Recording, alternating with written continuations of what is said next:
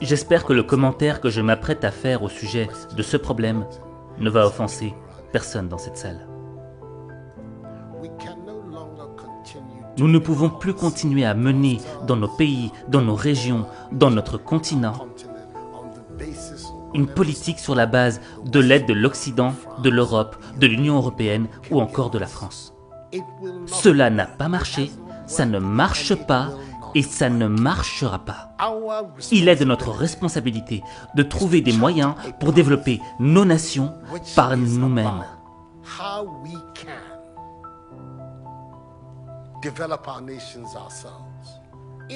Ce n'est pas juste qu'un pays comme le Ghana, 60 ans après son indépendance, continue à définir son budget de l'éducation et de la santé sur la base des financements provenant du contribuable européen. Au stade où nous sommes, nous devrions être capables de financer nous-mêmes nos besoins de base. Nous allons considérer les 60 années à venir comme une période de transition, à l'issue de laquelle nous pourrons voler de nos propres ailes. Notre objectif n'est plus de compter sur ce que le contribuable français pourra nous donner. Nous accepterons cependant tout apport que le contribuable français pourra nous apporter à travers son gouvernement. Nous n'allons évidemment pas tourner le dos à tout apport de l'autre. Cependant, malgré tout ce que le continent a subi, le continent africain reste celui qui détient plus de 30% de toutes les ressources naturelles les plus importantes du monde. C'est le continent qui a de vastes terres fertiles et la plus grande population jeune.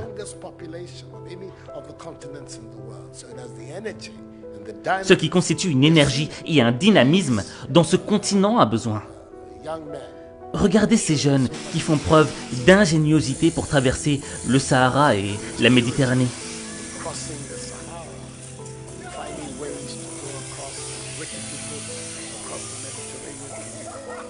Nous avons besoin de cette énergie et de cette ingéniosité sur notre continent. Et cette énergie-là, nous l'aurons ici, sur notre continent, si nous implémentons des systèmes politiques qui montrent à ces jeunes qu'ils sont l'espoir et qu'il y a des opportunités ici en Afrique. Quand il descend les rues de Bafoussam au Cameroun, Cédric ne passe jamais inaperçu au volant de son petit pick-up bleu. Les passants sont surpris par la qualité et la finition de la voiture, fabriquée avec des pièces récupérées.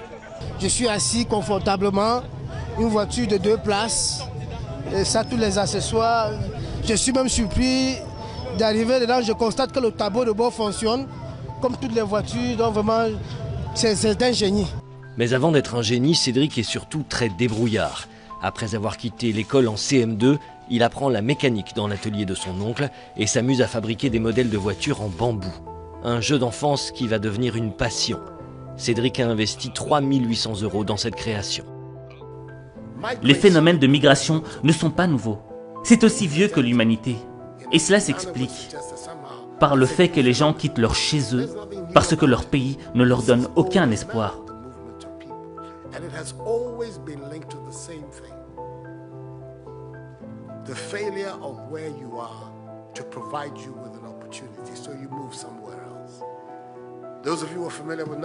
Ceux d'entre vous qui connaissent l'histoire de l'Europe savent que les grandes vagues d'immigration en Europe au XIXe siècle partaient d'Italie et d'Irlande.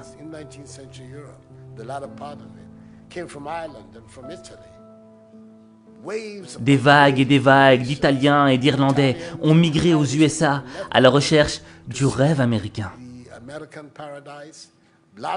Parce qu'il n'y avait pas d'opportunité de travail en Irlande et en Italie. Aujourd'hui, vous n'entendez plus parler de cette immigration-là. Les jeunes Italiens et Irlandais restent chez eux. Nous voulons que les jeunes Africains restent eux aussi en Afrique.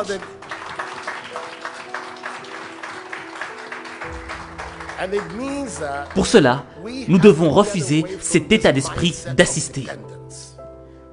Cet état d'esprit qui consiste à demander ce que la France fera pour nous. La France peut faire ce qu'elle veut de son propre gré, et si cela coïncide avec nos intérêts, tant mieux, comme on dit en français.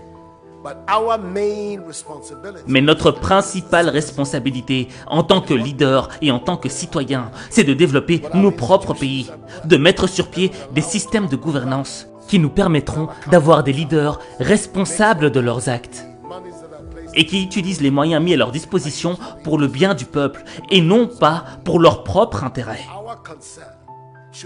Notre préoccupation devrait consister à nous demander ce que nous devons faire pour éviter que l'Afrique ne continue à mendier de l'aide et à demander de l'aumône dans ce 21e siècle.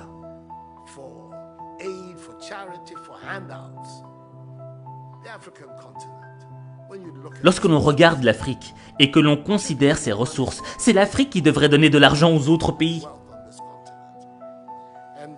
Sans vouloir offenser le président français, car je suis francophile et je n'ai aucun problème avec la coopération française.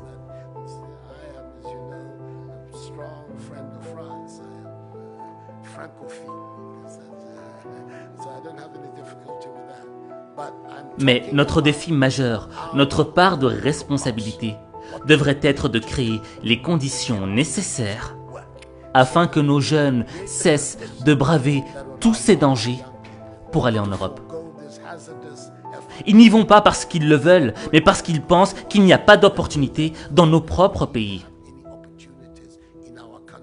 Ces conditions, nous pouvons les créer si nous changeons cette mentalité de personnes qui dépendent des autres. Et si nous parvenons à nous débarrasser de cela, de cette mentalité d'assister, nous verrons que dans une décennie, l'Afrique émergera et on aura une nouvelle génération d'Africains. Et à ce moment, les indépendances dont on a parlé pendant la période dite de l'indépendance deviendront réelles et effectives. J'espère qu'en disant cela, je n'offense personne dans l'assistance. Ceci est ce à quoi je crois fermement. C'est pourquoi le slogan de mon mandat est « Nous voulons construire le Ghana sans recours aux aides ». Un Ghana qui est indépendant, un Ghana qui se suffit, un Ghana qui vole de ses propres ailes. Nous pouvons le faire si nous avons le bon état d'esprit. Monsieur le Président, voilà la contribution que je veux apporter.